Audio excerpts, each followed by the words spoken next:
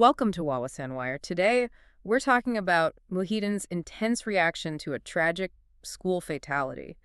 And it's just an incredibly grim and shocking story that's really captured everyone's attention. We're discussing that awful incident at the National Secondary School in Bandar Utama, Petaling Jaya, Selangor. Yeah. The facts are just devastating. A 16-year-old female student tragically killed, apparently by a 14-year-old male student. In the girls' restroom, around 9:30 in the morning. Right.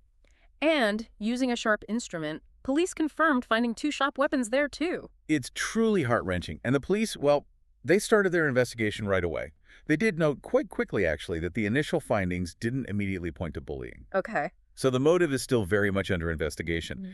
But, the key thing for our discussion is how fast this moved beyond just a criminal case. Yeah, it became political almost instantly. It landed squarely in the lap of high-stakes political accountability. Absolutely.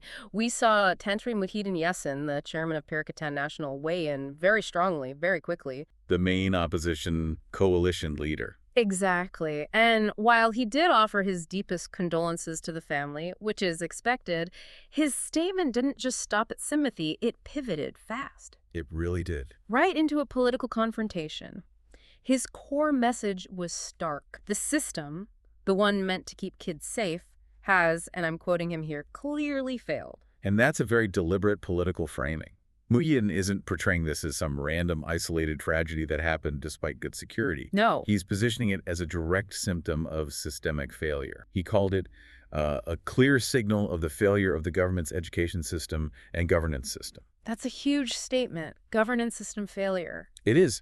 By framing it that way, he's trying to shift the blame, beyond just the school or even just the education ministry. He's putting it on the entire current administration. Precisely. The whole government structure. Then the way he framed the emotion around it was, well, quite powerful. He said all Malaysians feel grief, anger, and disappointment. Tapping into a wider feeling, perhaps. Exactly. Because he's arguing this isn't just about this one horrific event. It's about what he sees as a pattern.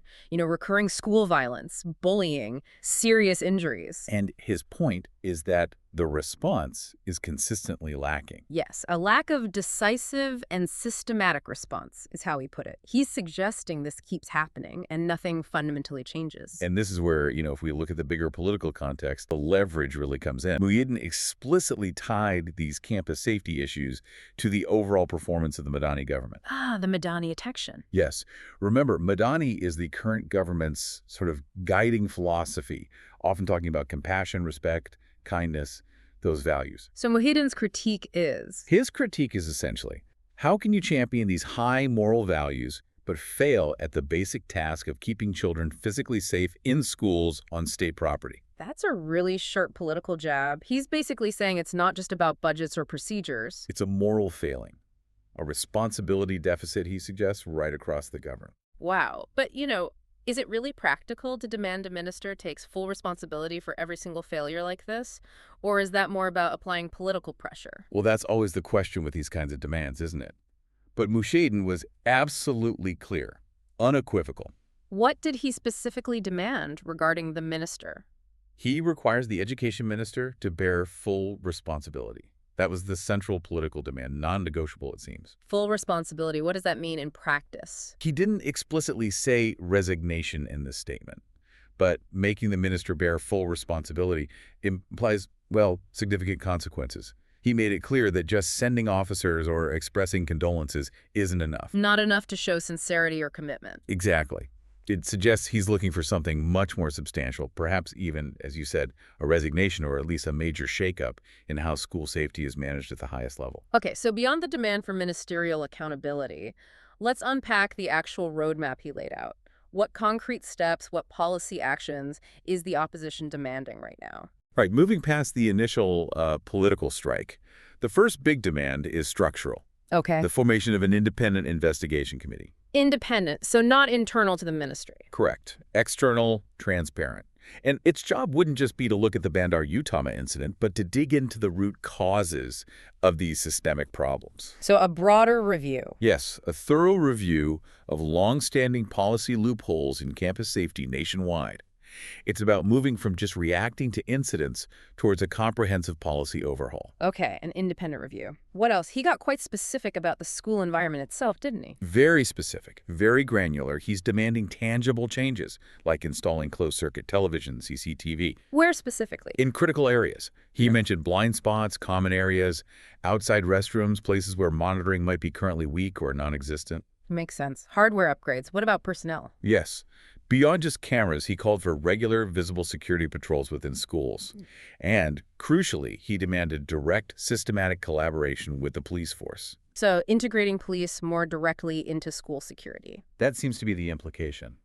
The idea appears to be that school safety can't just be left to internal staff or disciplined teachers anymore. It needs professional law enforcement involvement. For presence, and maybe for faster response, too. That's the suggestion. Now, this next part I found really interesting. It shifts from security hardware and patrols to, well, human services. He's not just talking gates and guards. No, absolutely. He's pushing for proactive, preventative measures, focusing squarely on student mental health. What specifically? He's calling for mandatory psychosocial screening. Mandatory screening for all students. The statement implies targeting students showing early signs of stress, aggression, or violence, and coupled with that, early intervention programs. So identifying potential issues before they escalate into violence. That's the goal. It acknowledges that, violence often stems from underlying mental or emotional distress that hasn't been addressed. But the challenge there must be huge. Mandatory screening across the country.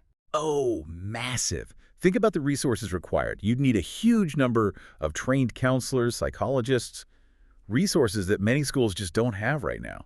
So the big question for the government is, are they willing or even able to fund that kind of nationwide mental health infrastructure in schools? That's a critical implementation hurdle, definitely. And there was one more piece to his policy demands, wasn't there?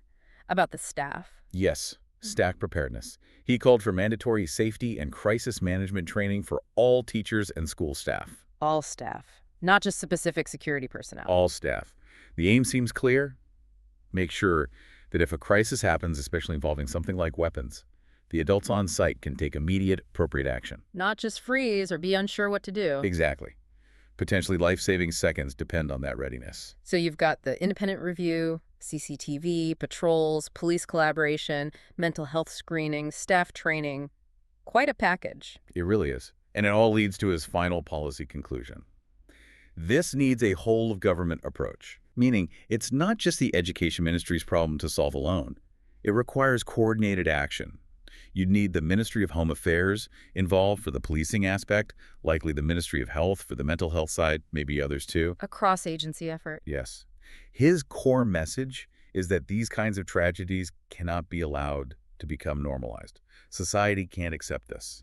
Okay, so pulling this all together for someone listening, Muhyiddin's argument seems pretty clear-cut. Extremely clear. He's essentially saying every child's life lost in a school environment is, and again, his words, ironclad proof of failure. Failed policy, weak leadership, institutional negligence. That's the accusation. And therefore, the lack of safety isn't just an isolated issue. It's a failure of the entire government system. That's the political indictment he's delivering. The political risk for the government is significant if they're seen to be inactive or ineffective on this. It's a powerful challenge.